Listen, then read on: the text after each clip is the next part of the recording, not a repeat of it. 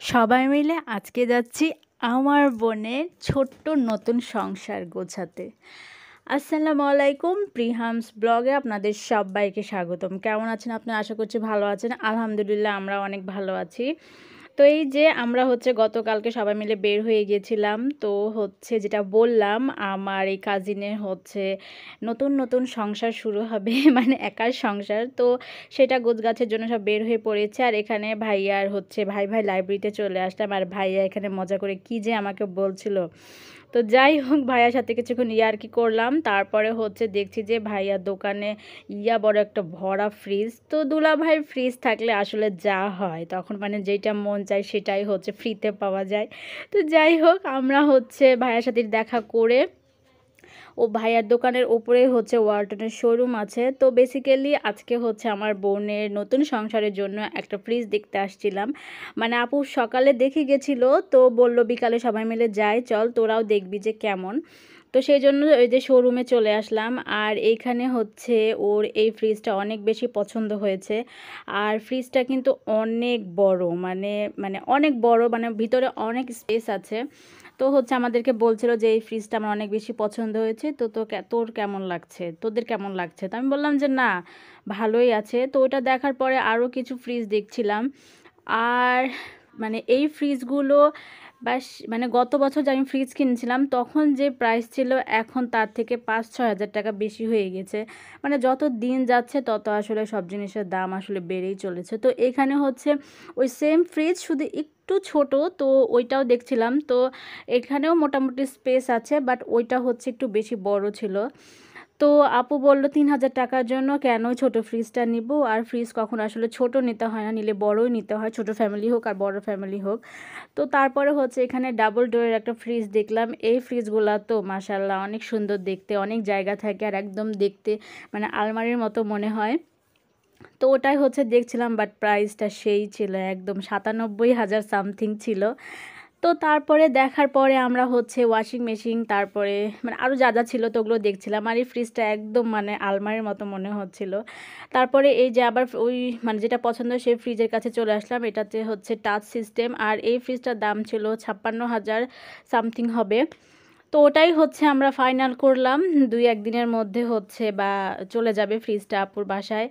তারপর আমরা তো নিচে চলে আসলাম। মামা ভাগ্না এখানে চিল করতে করতে আসছিল। তারপরে এখন আমরা যাব, মানে সবাই দেখছি মেলায় ঘুরতে যাচ্ছে।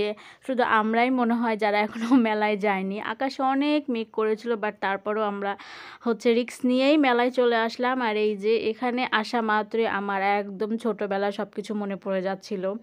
তারপরে এখানে দেখছি মেলাতে সব যত ফার্নিচার আছে কাঠের, সব ফার্নিচারগুলো ওঠানো হয়েছে। তো ওগুলো একটু দেখছিলাম। যদিও মেলার ফার্নিচার কেমন হয় সবাই বলে তো অতটা ভালো হয় না, তারপরেও আসলে দেখছিলাম।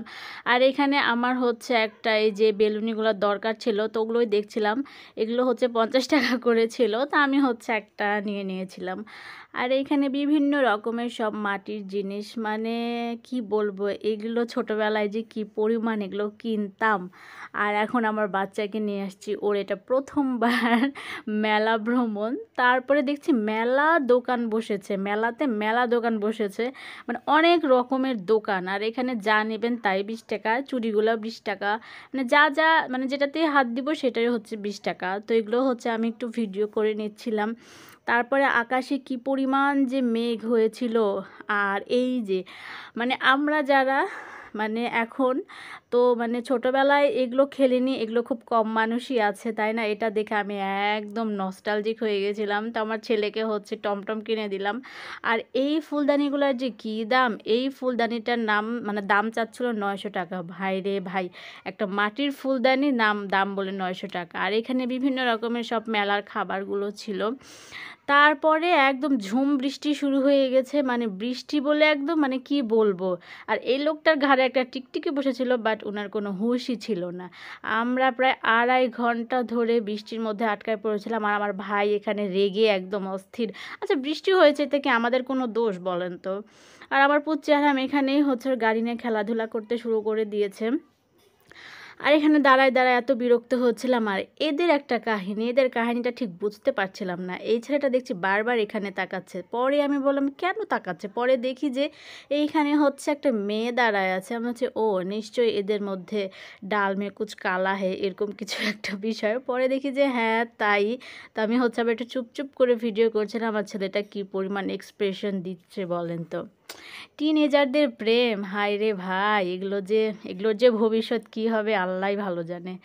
তারপরে আমরা স্টিল ওখানে দাঁড়িয়েই আছি 2.5 ঘন্টা ধরে, কোনো রিক্সা অটো কিচ্ছু পাচ্ছি না। অনেকে তো এমনি এমনি হাঁটা শুরু করে দিয়েছিল, কিন্তু ছোট বাচ্চা ছিল, ওদেরকে নিয়ে তো আর মানে বৃষ্টির মধ্যে ভেজা যায় না। তারপরেও একটু বৃষ্টিটা কমেছে, ফাইনালি আমরা একটা রিক্সা পেয়েছি। তো রিক্সা আসতে যে রেলগেটের এখানে দেখছি একদম হাঁটু পর্যন্ত পানি হয়ে গেছে। আর এই যে এখানে হচ্ছে শেষ গন্তব্যে চলে যাচ্ছে, আর আমরাও হচ্ছে আমাদের বাসার উদ্দেশ্যে চলে যাচ্ছি।